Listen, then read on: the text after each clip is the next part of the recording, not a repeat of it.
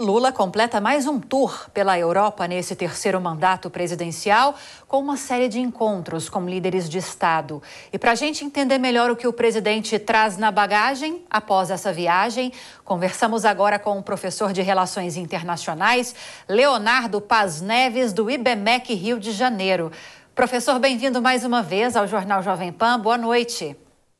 Boa noite, Lívia. Boa noite a todos que nos assistem hoje à noite.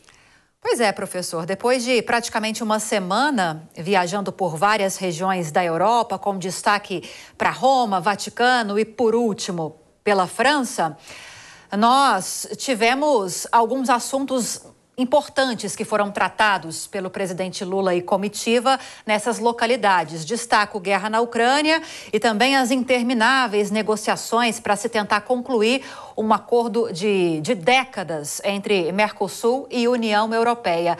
Dá para falar em avanços em algumas das pautas que Lula e comitiva levaram para esse tour pela Europa ou não? Eu acho que é difícil a gente dizer que houve avanços em relação às pautas, mas também seria difícil haver qualquer tipo de avanço, né? Eu acho que no final das contas essas duas viagens, o conjunto de países, né, de lugares que Lula visita, não tinham como objetivo de fato o avanço na pauta, mas sim, na realidade, fortalecer a posição do Brasil, fortalecer a visão do Lula em relação a alguns desses temas. Eu acho que nesse sentido, sim, ele obteve sucesso. Ele vai até o Vaticano falar com o Papa, que é um dos aliados nesse momento do Brasil, compartilhando um pouco a visão de mundo do Lula, e que não foi crítico ao Lula em relação aos últimos posicionamentos da guerra da Ucrânia. Então ele está buscando ali um interlocutor que quer buscar paz o mais rápido possível, o fim das hostilidades o mais rápido possível, e ele vai até a França. Primeiro ele vai na Itália, depois fala com a primeira-ministra Giorgia Meloni, o que é uma coisa muito interessante, que ele tenta mostrar um pouco que eu não estou olhando para a ideologia, eu estou olhando para os líderes de Estado. Então ele se encontra com líderes da esquerda, líderes da direita, ele tenta mostrar mais ou menos que o papel do Brasil não é julgar a ideologia de cada país, mas sim se relacionar com todos. Ele deixa muito claro essa tentativa de fazer isso. E na França, que ele vai nessa iniciativa do governo francês do New Global Financial Pact, e lá ele consegue, de certa maneira, na minha opinião, e dada a estatura que o Lula tem, enfim, internacionalmente o Lula tem uma estatura muito grande, ele é reconhecido, ele é ouvido, o que ele fala repercute na imprensa internacional, ele dá um recado muito forte para a União Europeia em relação não só à questão do acordo Mercosul-União Europeia e essa nova carta adicional que tentaram incluir, que puniria o Brasil e países do Mercosul em determinadas circunstâncias de de violação de algumas questões relacionadas ao meio ambiente, como ele também faz uma jogada muito interessante, né, que ele vai tentar vincular a questão do desenvolvimento com a questão ambiental, né?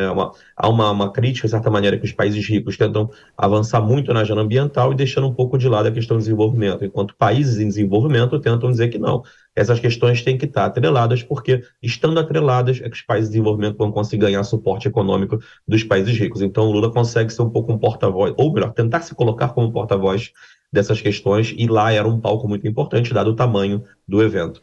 Agora, professor, essa postura de Lula de criticar efusivamente e publicamente a essas regras extras nessa tentativa de finalização desse acordo entre Mercosul e União Europeia, existe esse lado, né, que o senhor explicou para a gente, essa visão mais otimista que o Ocidente tem em relação a Lula, esse engajamento com pautas ambientais, por exemplo, mas também não pode haver uma certa crítica por parte de alguns países do Ocidente, como essa postura crítica dele em relação à posição do bloco na formalização desse acordo, porque recentemente a presidente da Comissão Europeia, Ursula von der Leyen, esteve aqui no Brasil e ela se colocou à disposição de ouvir uma contraproposta brasileira em relação a essas regras adicionais que estão impostas nessa tentativa de acordo, e diz que espera, com certo otimismo, de que haja uma finalização desse acordo até o final desse ano. Quando o Lula faz de forma tão efusiva essas críticas, parte do Ocidente não pode achar ruim isso e talvez dificultar esse acordo, em vez de ajudar? Então, vamos lá. Eu acho que tem duas circunstâncias aqui, né? Eu acho que tem um pouco o que nós, enquanto sociedade, ou enfim, até mercosulinos, deveríamos pensar e nos posicionar no mundo, em um pouco que o Lula fez. Enquanto que a gente pensa, é lógico que a União Europeia vai criticar a crítica do Lula, porque essa carta adicional só serve para a União Europeia.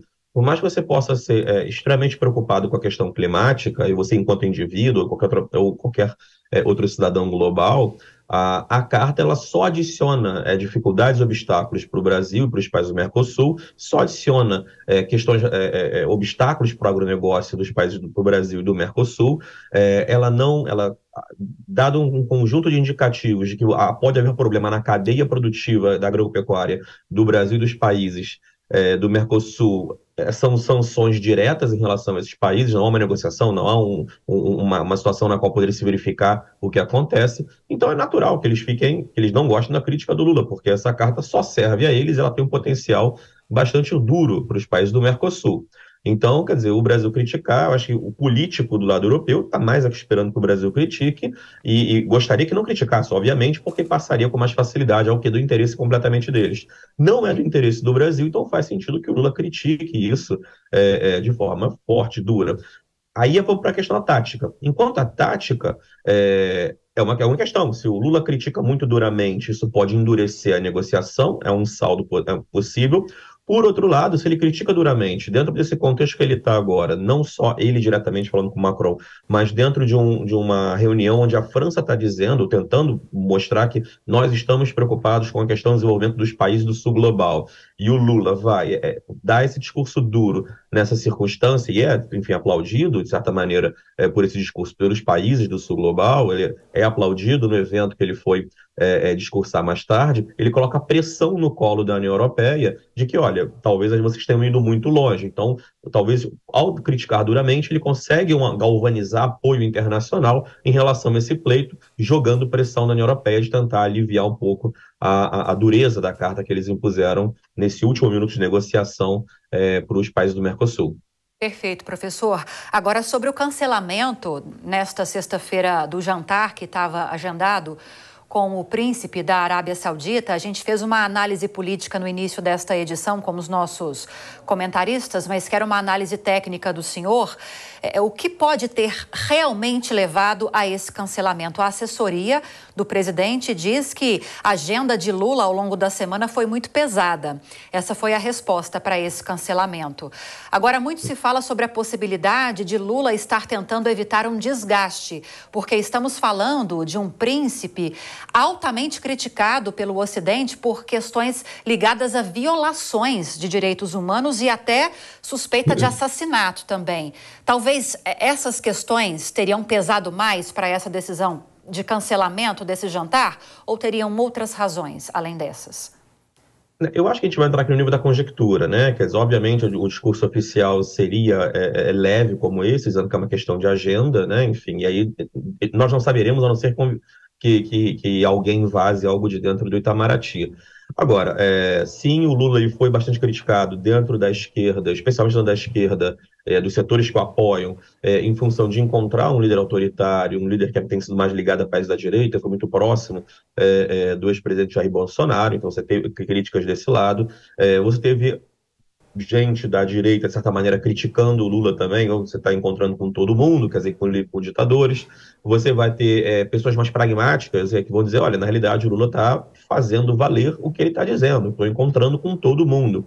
E o Mohammed bin Salman, o famoso MBS da Arábia Saudita, ele tem se colocado cada vez mais nas últimas semanas, meses, como um ator bastante ativo dentro do Oriente Médio. Ele está cada vez mais crescendo em termos de estatura na política do Oriente Médio. Ele acabou de fazer um acordo muito interessante com o Irã, reabrindo embaixada, ele está se movendo para próximo de Israel. Você teve agora os Estados Unidos indo até a Arábia Saudita, enfim, tentando renegociar uma aproximação. Então, o Mohammed bin Salman ele tem sido um ator cada vez mais importante dentro do xadrez geopolítico, especialmente no Oriente Médio. Então, quer dizer, ter acesso a ele significa você ter acesso a alguém que está jogando em alto nível a geopolítica internacional.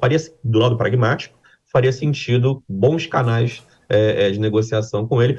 para além de questões, obviamente, relacionadas a valores e direitos humanos, obviamente. Mas países de muito grande porte, enfim, de médio porte como o Brasil para cima, tem que adotar um certo grau de pragmatismo, porque, de novo, se você for não encontrar com países que têm regimes autoritários, a gente está falando daí algo como 80, 90 países, segundo o último Democracy Index da The Economist Unity. Então, assim, Intelligence Unity. Então, é difícil você adotar só valores na hora da sua política externa. É importante você ter interlocução com os principais atores internacionais e o MBS hoje, ele está se projetando como um desses grandes atores.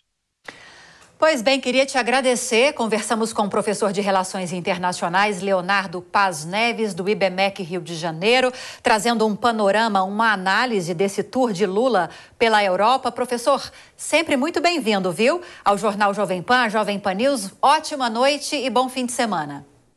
Obrigado, sempre um prazer e bom fim de semana a todos. Muito obrigada.